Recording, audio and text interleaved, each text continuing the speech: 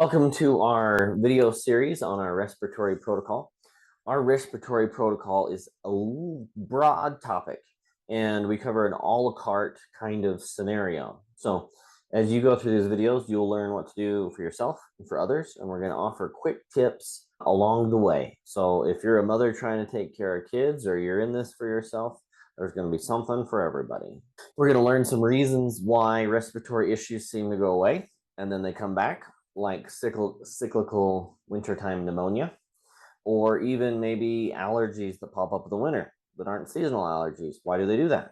All right, let's grab some of the main causes, key things that we'd be looking at in a respiratory situation, whether it be a sinus infection, chronic lung issues, asthma, pneumonia, COPD.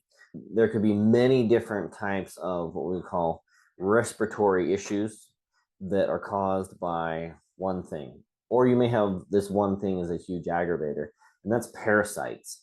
We've talked about parasites in previous videos and how to clean them up and why they're not diagnosed easily and why when we go to the doctor, they're like, I don't know. It's a big thing, really. And there are types of parasites that are bacterial and they're hard to pick up. They're very minuscule and small. Go check that video out and you can see why it is such a problem. But what we have is these parasites that are affecting the body in wintertime, any time of year, but specifically here in wintertime, as I'm talking about, is it divides the immune's attention. And now your immune system's all worked up trying to fight a bacterial parasite scenario that is not going away. And then some other factor comes in and it's the straw that broke the camel's back. And now you have a respiratory issue. You fall into pneumonia. You have reactive asthma, something like that. Parasites have to be addressed. The next thing we would look at is common things like dusts and molds, pollens, and pets. I once had a client come in with a young child, about 3. They spent a lot of time on the floor playing, which is fine, except for in their home, when we talked about their environment, we found out there was a lot of pets and had been for years, and the pets had not been properly taken care of for parasites. And while there was any big, huge problems with parasites with the animals that were visible, this child, when they came in, we found had problems with these parasites. They had been to the doctor several times to look at why they were having this reactive asthma in the fall time. And yes, there was a sensitivity to pets, but the parasites were the big key that was making everything irritated. So this was quite an emergency situation in the idea that the medications, the steroids, were not resolving the issue fast enough, and this child was having exploding symptoms of reactive asthma. And so we said, okay, let's take the animals to a different home and let's shampoo all the carpets and the furniture and let's see what happens. Well, they went home and they actually replaced the carpet in several rooms, shampooed the rest and cleaned it up. And in a month's time, the kid was symptom free. Now, that doesn't mean that those symptoms couldn't come back if there was another trigger, but what a blessing to have that gone, not have to be on medication, and not have to worry about your child being able to take a breath. So the stemming biggest problem was parasites. So we need to look at the environment. I can't tell you how many clients will lay down at night and they'll get stuffy and have a hard time breathing through their nose. In the daytime, they're pretty good. Well, we'll tell them to take an air filter system that uses UVC and set it next to their bed. So it's cleaning the air that they're breathing at night. And you'd be surprised, and you put that air filter in it and it improves that symptom. I've had several clients that are like, well, our house isn't dirty. We keep it very clean, which they did, but there's still something that we were able to eliminate with that. And it was worth having that air filter go at night. They make very quiet ones nowadays and improve their sleep. Every seasonal change, we should look at the filters on our ACs. When was the last time you had your duct system, heater and air conditioner cleaned? Go look at the area of where your cold air intake is. They're usually low and on the floor, scooping in dust and allergens that tend to settle in the air, and they're running it through your duct system. I've seen and heard from other people, the filtration system in the AC had so much stuff on it that the filter collapsed, letting a bunch of contaminants through. And our AC systems and heaters can recirculate the same type of allergens in the air. So Clean the air, clean your filters. It can make a huge difference. Now, we may not be talking big issues. We may be taking small issues. Maybe you're just not breathing well through the sinuses at night, but it's affecting the sleep to where you're waking up fatigued and have a headache, or your sinus symptoms are getting worse, or maybe you're having repetitive sinus infections. So it's something to consider. It can be a big deal. All right, let's talk about foods for a second. Hidden triggers. Refined sugar and high fructose corn syrup are big triggers, and we don't think about it. We're talking about what straw broke the camel's back.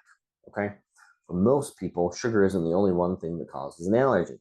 But if you have other contributing factors and you dump sugar on top of it, all of a sudden it's the straw that broke the camel's back. Did you know when you eat white sugar, immediately it goes into the bloodstream and within minutes it suppresses your immune system, and then it's worried about the sugar, not the allergens, not parasites, not bacteria, not viruses, not molds, not funguses, and it causes an inflammatory reaction in the cells. So reducing sugar, especially refined sugars, can make a huge difference. One of the things that hampers the immune system and keeps it from functioning properly is something that YouTube doesn't like to talk about. This book does, and I would suggest that you get it. It's one of the best books to have on your shelf.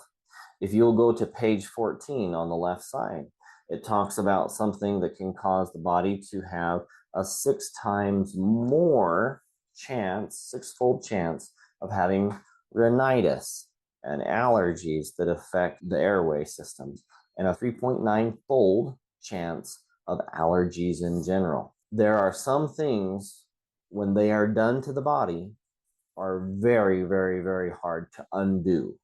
And one of those things that is quite dramatic is talked about in this book. It's created by the Children's Health Defense. It's an organization that's been around for a long time.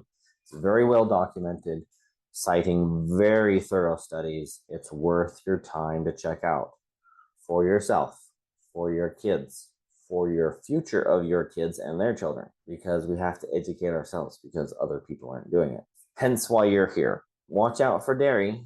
Too much dairy can increase mucus, especially your pasteurized dairy, because when we pasteurize dairy, the protein molecule binds to the fat molecule. And when it goes through the intestinal barrier into the bloodstream, it irritates the immune system, causing inflammation and a mucus reaction. Now, cultured dairy usually has less of a reaction, but can still cause a mucus reaction. So when your child has a really bad cold, a lot of production, coughing up junk, even congestion in the ears, cut the dairy out. It's not a big deal to lose that for a couple of days till they recover. Some people are reactive to wheat. Wheat is a grass, and if you are allergic to grasses, you may find that just simply avoiding wheat during the hay fever season for seasonal allergies makes a world of difference. And I have clients where they reduce the wheat and they have a huge difference. And I have other clients, they have to completely eliminate it, and then they have no hay fever. And isn't that wonderful to be able to breathe? So that's a consideration. Soy lecithin and soy, are genetically modified soy, can also trigger that. You see a lot of people where their ear canals will swell up and they'll get congested ears, which is not the airway, but is very similar. And if you're getting inflammation there, you're likely to get it in your sinuses. Let's talk about dehydration. The mucous membranes in your lungs and your sinuses need moisture. If we're not hydrated, then those become dry and more irritated, and we are then getting a larger symptomatic event because of just the irritation in those membranes. Lingering inflammation can be from past infections. I see oftentimes inflammation that's chronic in the sinuses, and it's actually caused by a yeast or a fungal infection. And it's just not bad enough to warrant the doctors being able to identify it, but it's a perfect setup for a secondary infection. And so you may run across chronic bacterial infections because the sinuses are not healthy like they should be, and it can cause a lot of postnasal drip.